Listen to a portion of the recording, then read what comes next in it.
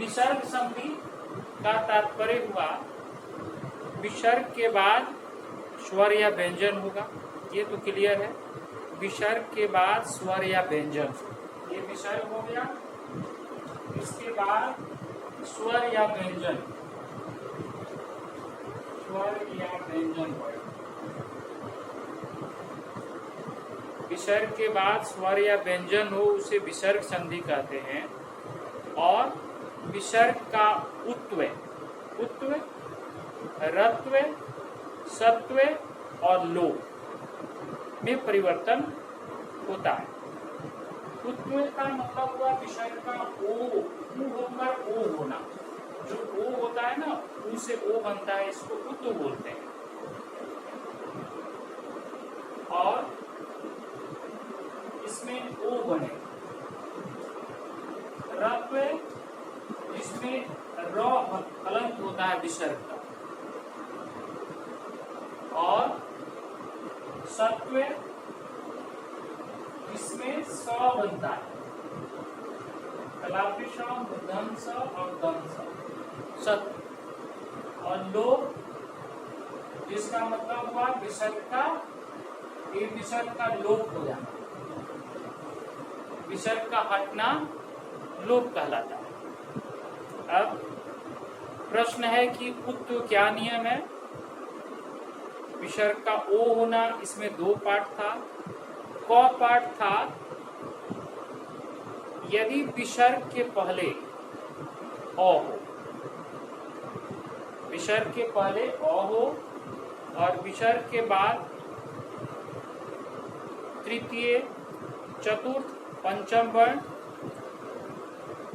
ह, य, व, र, ल में से हो, ये 20 वर्ण हो जाता है। तृतीय, चतुर्थ, पंचम, ह, य, व, र, ल, इसमें से कोई भी एक वर्ण हो तो विसर्ग का ऊ होता है और गुण संधि से फिर उसका ओ हो जाता है।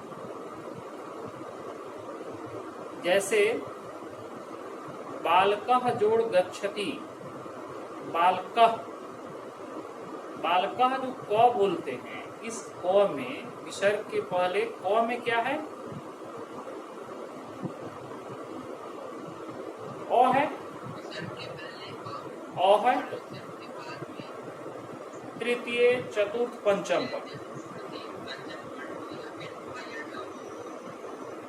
ठीक है, ठीक। तो बालकः जोड़ गच्छति, यहाँ पर यह नियम होगा। कैसे होगा, क्यों होगा? क्योंकि हाँ, बालकः में क में अ है, विसर्ग के पहले अ हो गया, बालकः, और बाद में गच्छति ग, कैसा वर्ण हो गया, तृतीय वर्ण। तब बालकः जोड़ गच्छति क्या बन जाएगा, बालको गच्छति, ठीक है। अगर हम बालकः गच्छति का संधि करना हो तो बालको गच्छति, अब बालको गच्छति का विसर्ग संधि में संधि विच्छेद करना हो तो बालकः गच्छति। जैसे कहीं लिखा रहता है रामो नाम राजा आसीत, दशरथो नाम राजा आसीत, तो दशरथो ओ का विसर्ग हो जाएगा और हो जाएगा दशरथ नाम राजा, दशरथ।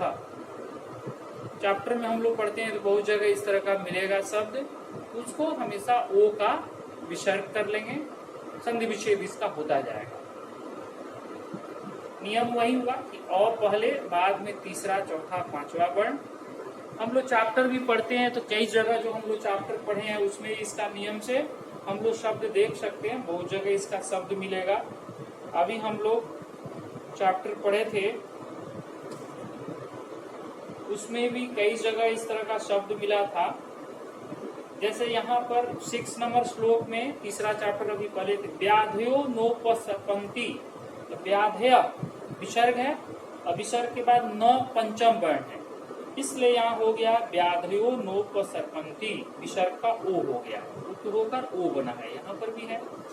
इसी तरह चैप्टर में कई जगह हम लोग के 10 नंबर श्लोक में है व्यायामम कुर्वतो जंतो। कुर्वतो एक्चुअल में ये कुर्वता है, विसर्ग संधि उत्व के कारण यहाँ विसर्ग का ओ हो गया, कुर्वता दिया हुआ। इस तरह का हम लोग का चैप्टर में ये नियम पढ़ने से होगा कि हम लोग चैप्टर में भी इसको देखते रहेंगे और ये कई जगह हम लोग का यूज होगा। जैसे सेकेंड चैप्टर में दिया है व्याघ्रो भयाकुल चित्तो नष्ट। व्याघ्रो एक्चुअल में शब्द व्याघ्र है, लेकिन संधि होने के कारण जब इसका विच्छेद करेंगे हम लोग तो व्याघ्र। भयाकुल चित्तो है तो वहां भी चित्त, बहुत जगह इसमें लाइन में मिलता रहेगा, जिसको हम लोग उत्तर संधि के द्वारा इसको समझेंगे। उत्तर का फर्स्ट पार्ट है इसका। सेकेंड पार्ट इसका क्या है उत्तर का? यदि विसर्ग के पहले का और बाद में भी का हो, यस, तो विसर्ग का ओ हो जाएगा और बाद का और प्रमुख हो जाएगा। जैसे कहा जोड़ अभी ओ अभी। करेक्ट, विसर्ग के पहले अ और बाद में भी अ। जैसे कह जोड़ अपी, क में पहले अ है, अपी में बाद में अ है, वो हो गया को। वो अ के लिए पूर्व सूचक चिन्ह या अवग्रह का चिन्ह जो होता है उसका प्रयोग करते हैं। कह जोड़ अपी बहुत आसानी से हम लोग कह जोड़ अपी, जिसको हम लोग को अपी बनाते हैं। कह जोड़ अपी को अपी। प्रथमा जोड़ अध्याय क्या हो जाएगा? प्रथमोध्याय। प्रथमो पूर्व सूचक चिन्ह प्रथमोध्याय।